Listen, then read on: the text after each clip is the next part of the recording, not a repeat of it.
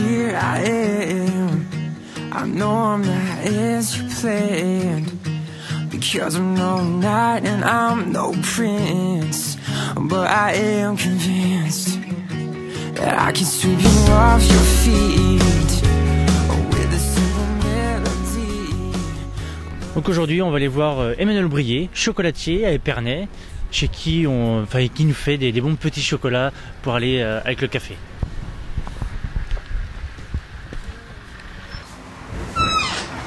Bonjour Emmanuel. Bonjour chef Mille. Ça va? Ça va et vous? Bon allez, on va découvrir un peu les chocolats. Oui. Inside your heart, inside your mind, what makes you laugh, what makes you cry?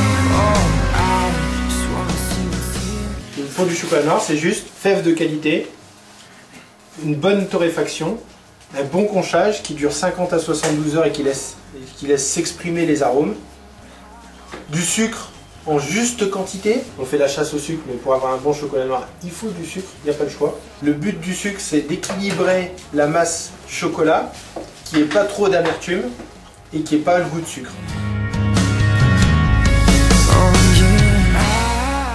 Pour le chocolat au lait, on ajoute juste de la poudre de lait. L'ennemi du chocolat, c'est l'eau.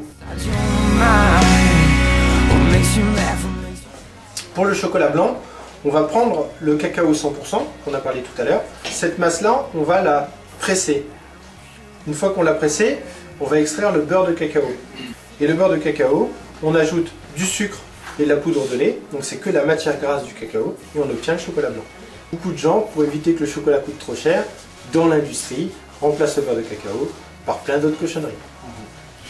Mais certains cuisiniers utilisent le beurre de cacao, par exemple, pour poêler un poisson. Parce qu'il y a vraiment une vraie cristallisation, par exemple, sur une peau de poisson. Ou... Il y a quand même un côté goût beurre de cacao, un côté noisette, un côté qui est présent et qui peut être intéressant aussi en cuisine.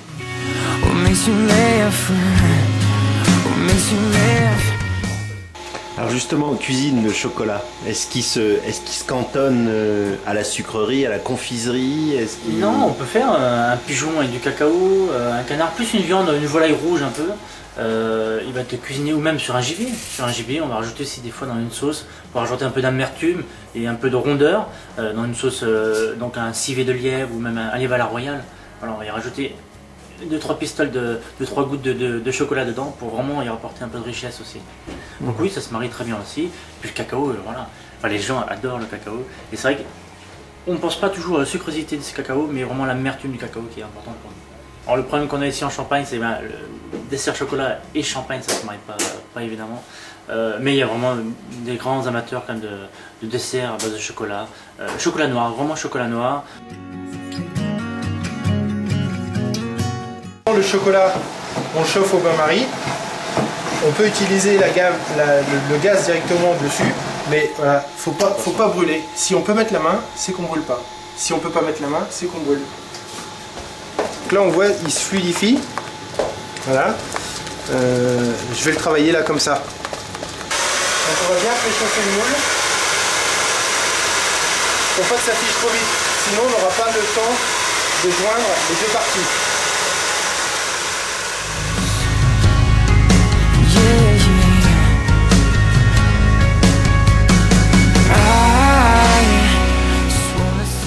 Et là on va aller chercher chaque pistil.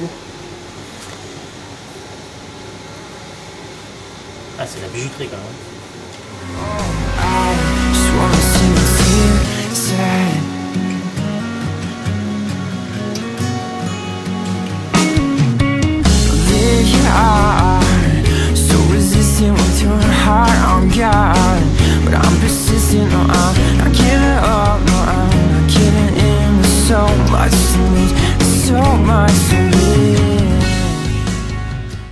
Donc là on joint. Il y a l'excédent de chocolat qui va sortir.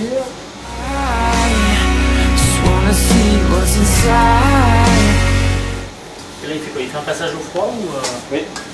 Et on va mettre une douzaine de minutes au froid.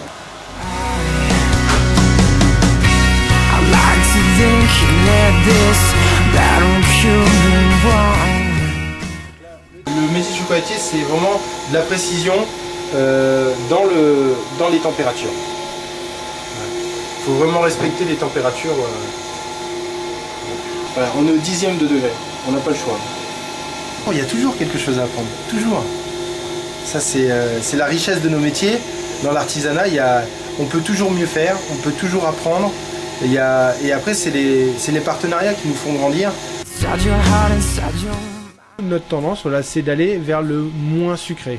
Voilà. Ce qui est une bonne chose. Voilà. En sachant que le chocolat n'a que de très bonnes vertus. Bon, c'est dommage, aujourd'hui en grande distribution, il y a de la place que pour le pas cher. La course à pas cher fait qu'on triche. Voilà.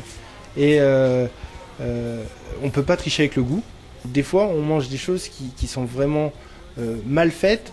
Je veux pas être vulgaire, mais de la merde. Et même si on paye pas cher, on paye trop cher. Et des fois, il vaut mieux voilà, se faire plaisir et profiter des bonnes choses de la vie. Voilà. C'est le plus important. Quand on regarde en finale le prix au kilo de deux choses, et qu'on dit mais voilà, chocolatier, voilà, c'est tant du kilo, en grande surface on va trouver tant du kilo, mais la différence elle est infime. En finale, quand vous prenez 150 grammes, vous allez payer 1 euro, 2 euros de plus. Pour quel plaisir. Il y a deux stratégies différentes. Il y a voilà, le course au pas cher et la course au bon. Voilà. Et nous, on est vraiment content de pouvoir pratiquer cette course au bon et qui nous valorise vraiment, qui donne le plaisir d'exercer tous les jours. Voilà, c'est un réel plaisir. Voilà, il a marqué maître artisan chocolatier. Donc voilà, c'est spectueux aussi. I just wanna see what's inside your heart, inside your